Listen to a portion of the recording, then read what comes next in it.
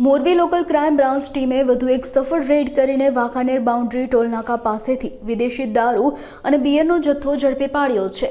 રૂપિયા 61 લાખથી વધુનો દારૂ અને બિયર મળી આવ્યો છે અને 2 આરોપીઓની ધરપકડ કરવામાં આવી છે। પ્રાથમિક તપાસમાં સામે આવ્યું છે કે પંજાબથી ખોટી બિલ્ટી બનાવીને ગુજરાતમાં દારૂ ઘુસાડવાનો પ્રયાસ કરવામાં આવી રહ્યો હતો। આરોપીઓએ સોડાની બોટલની આડમાં ટ્રકમાં વિદેશી દારૂ અને બિયરનો જથ્થો છુપાવ્યો હતો। પોલીસે ટ્રકમાંથી વિદેશી દારૂની 4896 બોટલ અને બિયરના 11436 ટીન જપ્ત કર્યા છે। રૂપિયા 40.40 લાખનો વિદેશી દારૂ, રૂપિયા 20.60 લાખના બિયર ટીન, ટ્રક, મોબાઈલ અને રૂપિયા 2 લાખના 700 કોલ્ડ ડ્રિંક્સ બોક્સ સહિત કુલ રૂપિયા 88.11 લાખનો મુદ્દામાલ જપ્ત કરાયો છે।